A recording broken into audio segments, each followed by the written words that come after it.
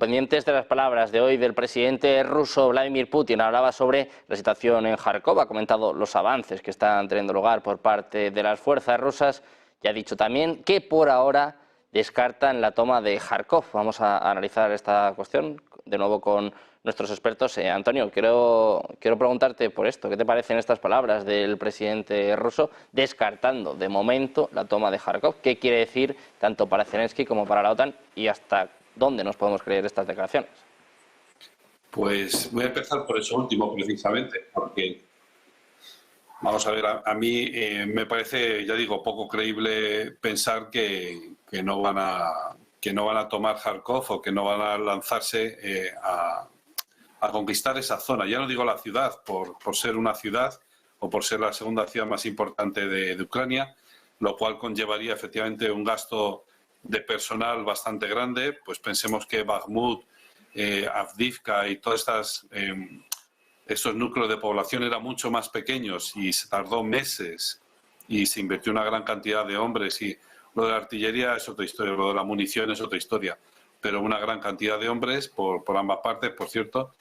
Pues claro, hay que tomárselo con calma, ¿no? Yo creo que ese es el mensaje que ha intentado lanzar Putin, es decir, que no nos pensemos que de aquí al 20 de mayo vamos a tomar Kharkov, ¿no? Bueno, pues en fin. Pero la cuestión es que Kharkov no es necesario, vamos a ver, para llegar a Kiev. O a lo mejor el interés de tomar Kharkov no es para llegar a Kiev, ¿no? Como aquí se vende en la televisión, ¿no? Pues que va habiendo avances y es porque, claro, quieren llegar a Kiev y de ahí ya a Lwów y de ahí ya a Polonia y de ahí ya a Lisboa y a París y destrozar y entrar el día de la inauguración de los Juegos Olímpicos, entrar con tanques en París, yo qué sé, cualquier paranoia de estas, ¿no? Sino que el interés de coger o de tomar el control sobre Kharkov es salvaguardar la seguridad de Belgorod.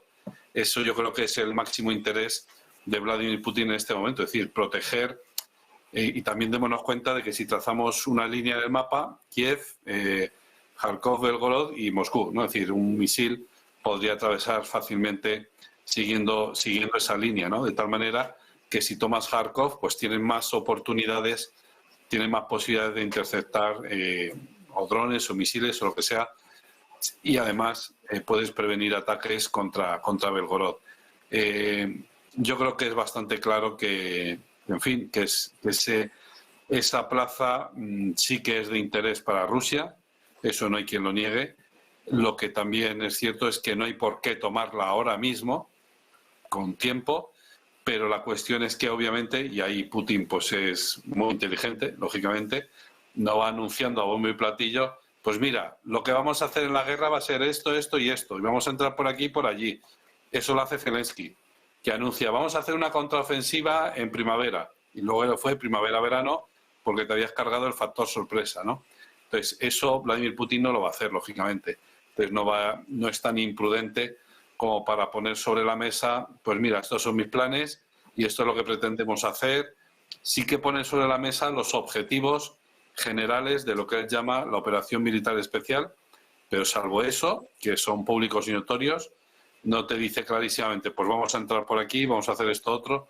De hecho, creo recordar, y con esto acabo, a mí me resultó muy, muy curioso cuando Yevgeny Prigozhin, que no sé si os acordáis de él, estábamos en medio de la toma de Bakhmut y entonces dijo, esto es un desastre, aquí esto no hay quien aguante, como no nos enviéis más hombres y más munición, mis hombres no van a aguantar nada, y era todo puro teatro para que Zelensky enviara más hombres allí a lo que era un caldero, un picadero, una picadera de carne, ¿no?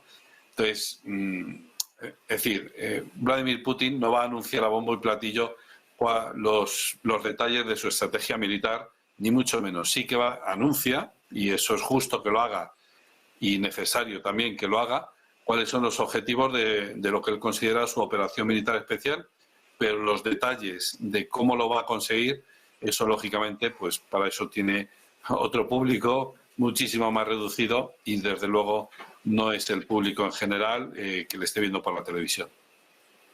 Desde luego que, bueno, no muestra sus cartas Vladimir Putin, es normal también el contexto en el que está, ¿no? Teniendo en cuenta la situación en Ucrania. José, quiero preguntarte por esto, estas palabras del presidente ruso.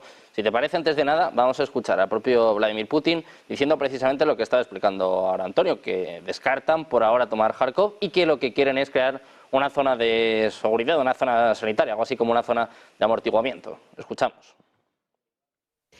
Y en lo que respecta al frente de Kharkov, también es su culpa, porque fueron ellos quienes bombardearon y siguen bombardeando los barrios residenciales de nuestras regiones fronterizas, incluida la ciudad de Belgorod. Bombardean el centro de la ciudad, las zonas residenciales. Ya había dicho que si esto continuaría, deberíamos crear una zona sanitaria y es lo que estamos haciendo. En cuanto a Kharkov, por el momento no tenemos planes de ocupar la ciudad. Ahí escuchábamos justo el corte donde decía que por el momento no tienen planes de tomar esta ciudad. José, ¿cómo interpretamos estas palabras y también esta cuestión, ¿no? El hecho de crear una zona de amortiguamiento, sobre todo para evitar los ataques a Belgorod, casi uno de los principales objetivos por parte de Ucrania, sobre todo en las últimas semanas? Pues eso por el momento. El objetivo ruso ahora mismo no es conquistar territorios, es destruir y inhabilitar al ejército ucraniano para que sea incapaz de defender el frente. Hombre, si de repente resulta que Ucrania es incapaz de defender el frente y se puede avanzar, pues evidentemente Rusia avanzará. Pero la caída de Kharkov no es tan fácil.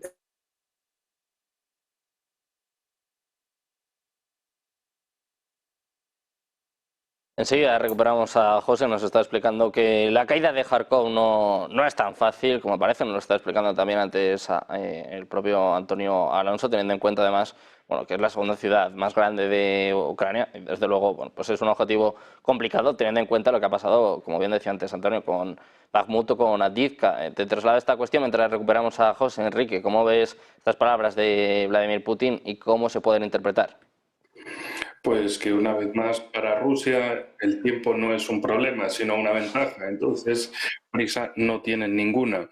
De hecho, acaba de entrar ahora el nuevo ministro de Defensa, Andrei Belousov, y precisamente ha seguido la limpieza del viceministro de Defensa de la Federación Rusa, acusado de corrupción, y más cargos que van a caer. Otro cayó ya el mes pasado. A Shoigu no es que lo sacaran de todo, lo mandaron a otro puesto. Y bueno, ahí precisamente, como muchos en Rusia han dicho, Prigozhin tenía razón, y si murió, murió teniendo razón, y efectivamente el tiempo se la ha dado por todo lo alto, que precisamente había mucha incompetencia en el Ministerio de Defensa, que llevó a los errores de 2022, que en 2023 los pudieron subsanar manos nuevas, y que otras manos nuevas y mejor formadas entran ahora en 2024 para seguir reforzando la economía rusa. Y como siempre digo, no es solo hacerlo posible, sino sostenible. Es decir, no se trata de producir un montón de armamento y llevarlo al frente, desplegar tropas, sino hacerlo sostenible. Es decir, que el frente se pueda sostener, que no suponga un daño para la economía rusa. Por eso es tan importante la reunión de estos días, de ayer 16 y hoy 17, entre Putin y Xi Jinping.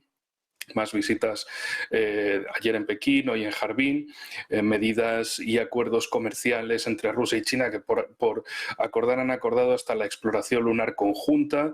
En definitiva, centrarse en la nueva moneda del futuro, que ya la denominan la UNIT, una especie de moneda basada en metales preciosos, en recursos naturales de los países BRICS, para continuar en ese proceso de desdolarización. Es decir, que para Rusia, como se ha visto desde 2022, la operación especial militar, la guerra en Ucrania, no es su prioridad, es una parte del tablero de juego mundial. El otro, por ejemplo, también está en África, donde Estados Unidos o Francia cada vez tienen menos posiciones y Rusia tiene más. Y si no es Rusia, es China. para miedo absoluto tanto de la Unión Europea como de Estados Unidos y Canadá.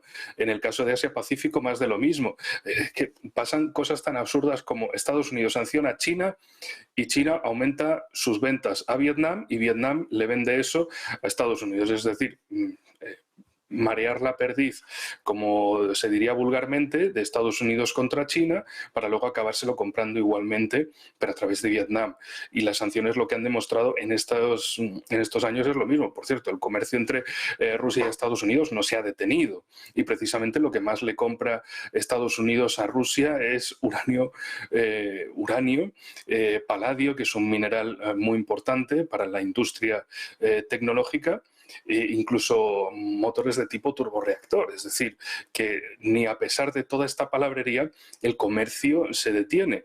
Y en el caso concreto de la guerra, lo que vemos es dos puntas de avance, una hacia Kharkov, que sería por un lado para abrir precisamente esa zona de amortiguación, esa buffer zone, para dar también el término en inglés, por si alguno lo ve en la prensa en inglés y no entendía lo que era, pues esa zona tapón, por un lado, y por el otro, lo más importante es la dirección hacia Volchansk, siguiendo el curso del río Sieversky Donetsk, que eso te lleva hasta Izum en el sur por un lado, y luego más hacia el sureste, hacia Kupiansk, y donde los rusos están avanzando hacia el río Skol por un lado, y por el otro, por esta nueva ruta desde Volchansk, les entrarían desde el oeste. Y así eliminarían una posición como Kupiansk desde atrás, sin tener que hacer un cruce del río Oskol. Es decir, que esto lo vemos como operaciones tácticas pequeñas, sobre todo evitando los errores de 2022 de lanzar columnas absurdas de 60 kilómetros de blindados y, en este caso, lanzar un avance continuo, constante, con un traqueteo diario de artillería, de drones, un avance lento, progresivo y, sobre todo, y con esto termino, el objetivo de Rusia nunca había sido conquistar territorio, sino, como dijo Putin, desmilitarización y desnazificación. Eliminación de las fuerzas militares que les amenazan y, en concreto, de ese factor de nacionalistas, ultranacionalistas, neonazis, como cada uno los prefiera llamar, que precisamente Estados Unidos había alimentado en Ucrania para que fueran esos yihadistas de ocasión contra Rusia.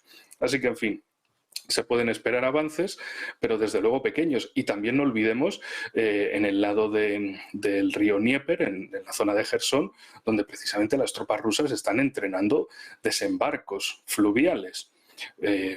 Y quien dice fluviales también dice si es necesario irse a desembarcar hacia el sur de Odessa, hacia Belgorod-Dnistrovsky, si es preciso, porque, como digo, la opción de abrir un frente contra Rusia en Transnistria, Moldavia, es la hipótesis principal ahora mismo y lo que están calentando desde la OTAN y desde Estados Unidos, y Macron el peón como el primero en querer meterse ahí por esa importancia de puerto extractivo para los acreedores ahora de Ucrania, acreedores como BlackRock y Vanguard, para que desde ese puerto lo puedan sacar todo, le puedan sacar todo el jugo a Ucrania, ya cuando haya negociaciones, que Estados Unidos siempre esperará que sean después de las elecciones para no fastidiarles los comicios a Biden. Bueno, pues pendientes de las elecciones en Estados Unidos, también las elecciones en Europa, en estos últimos avances que estamos viendo por parte de Rusia, se lo contábamos ayer, hasta 278 kilómetros cuadrados en apenas una semana, unos 257 únicamente en Kharkov. Claro, José, te quiero preguntar precisamente por esta cuestión. Más o menos nos estabas contando lo que puede suponer, ¿no?, la caída de Kharkov y hasta dónde le puede interesar a Rusia. Sobre todo imagino que no le interesará pues que quede derruida, ¿no?, que quede destrozada, porque al final pues será parte, ¿no?, del territorio ruso. El problema fundamental con Kharkov es que ahora mismo Rusia no ha desplegado las tropas suficientes como para asaltarla. O sea, con 50.000, 60.000, 70.000 hombres no se toma Kharkov, hace falta muchos más. Y la política rusa no es precisamente la de sacrificar alegremente soldados, sino que eso lo haga Ucrania. Entonces, difícilmente se tomará. Repito, si se derrumba el frente, evidentemente sí, claro. Pero lo veo difícil porque además me imagino que estará ahora Ucrania metiendo lo poco que tiene en Kharkov. La importancia de este avance, más que el tema territorial, es lo que obliga a extender el frente y lo que obliga a desviar unidades que estaban en otros lugares como en Jersón o en el propio Donbass, mandarlas al norte, porque ya no hay más, ya no hay digamos que Ucrania ya no da abasto. Y por otro lado también hay que tener en cuenta que a Zelensky le conviene el alarmismo. Es decir, él podrá exagerar todo lo que pueda la situación, ¿para qué? Pues para recibir más ayudas. Recordemos que hace unos meses las fortificaciones del norte de Kharkov eran invulnerables. Y resultó que cuando los rusos entraron no había fortificaciones. Lo que sí hubo fue un dinero invertido allí. Y repito, esto es típico de Vietnam del Sur, de la China del Kuomintang. O sea, esto es una enorme inversión de ciertos grupos y de ciertas mafias que, bueno, que aprovechan la vista gorda que se hace con, digamos, la frívola administración de fondos del gobierno ucraniano para, bueno, hacer grandes negocios. Y repito, la situación ucraniana se está deteriorando no porque se conquiste territorio, sino porque sus fuerzas cada vez están más exigidas, cada vez tienen un frente más grande, cada vez hay un coste, el coste económico sencillamente es insoportable, no solamente ya para Ucrania, que no podría, sino para sus propios socios europeos que se las ven muy difíciles. Y ese es el juego de Putin. Lo que puede suceder es lo que sucedió al final de la Primera Guerra Mundial, con Austria-Hungría, con el Imperio Otomano, con Bulgaria, que es que directamente se derrumben. Que no llega un momento en que no haya posibilidades de atender al frente ni de relevar a las tropas. Y eso, quizá estemos más cerca de lo que pensamos.